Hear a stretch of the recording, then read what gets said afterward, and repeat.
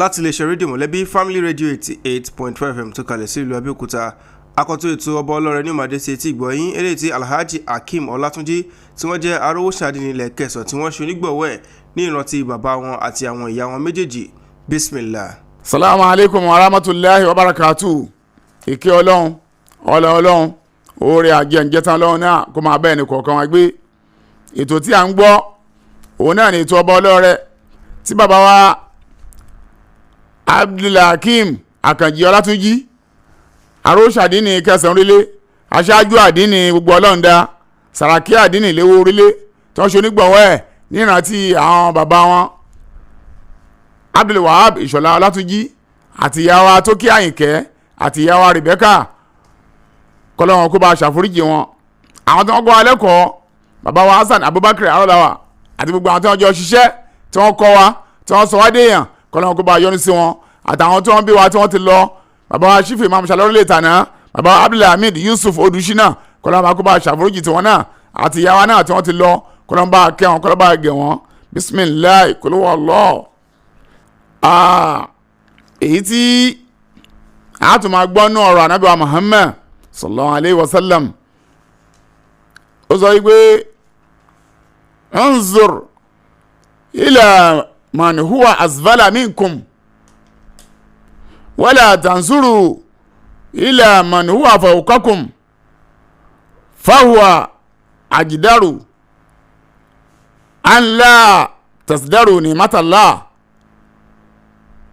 Ó ní ká má ṣe máa wo ó ní àwọn tó máa kéré sí wa àwọn ni ká máa wò ẹlòmíì òkúkú mọ̀ pé dá a ní kí Ọlọ́run ṣe fóun ká má ṣe máa wo àwọn tí ó jù wá lọ àwọn tí wọn ò tó wa ní ká máa wò.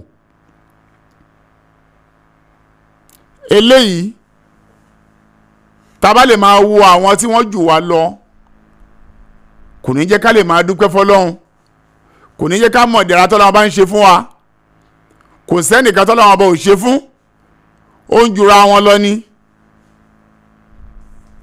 Ó ṣeé ṣe kó jẹ́ ìgbé bóyá sì kò tí ì tó tàbí kó má sí lákọọ́lẹ̀ ṣùgbọ́n gbogbo ipò tá a bá wà ẹ jẹ́ ká máa mú oore Ọlọ́run tá a bá ń wà àwọn tí wọn ò tó wa bóyá nínú owó ni o bóyá nínú àìsàlàáfíà ni o bóyá nínú àìsí yìí ni o tá a bá ń wò wọ́n a lè máa dúpẹ́ ṣùgbọ́n tá a bá wà àwọn tó jù wá lọ ìpasẹ̀ wọn làánà láfẹ́ gbẹ́sẹ̀ lé kò ní jẹ́ ká ṣe làákàyè lọ síbi àti máa dúpẹ́ fọlọ́run kọlọ́run ṣe wá ní ẹrú tí ó lè máa dúpẹ́.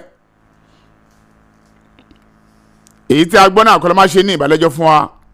Ètò tá à ń gbọ́ náà ni ètò ọba ọlọ́rẹ̀ tí bàbá wa Abdulhakeem Àkànjí Ọlátúnjí tó ṣe onígbọ̀wọ́ ẹ̀ olóyè púpọ̀ kọ́lọ́wọ́n ọba kọ́lẹ́kẹ́mi wọn ogun kọ́lọ́ máa sì ba ọlá wọn jẹ́.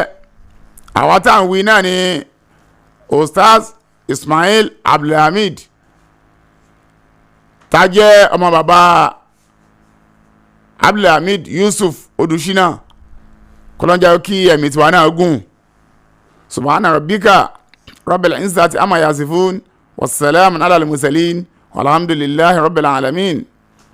Ètò ọba ọlọ́rẹ̀ lẹ ṣẹ̀ṣẹ̀ gbọ́ tán eléyìí tí Alhaji Abdulhakeem Ọlátúnjí tí wọ́n jẹ́ arówóṣàdé ní ilẹ̀ Kẹsàn tí wọ́n ṣe onígbọ̀wọ́ ẹ̀ ní ìrántí bàbá wọn àti ìyá wọn méjèèjì. Abiola Bala kí ó gba lẹ́sìn fún wọn kí ó sì bá wa fi àwọn òbí wọn náà sí Aljannatu Firdaus. Àmín.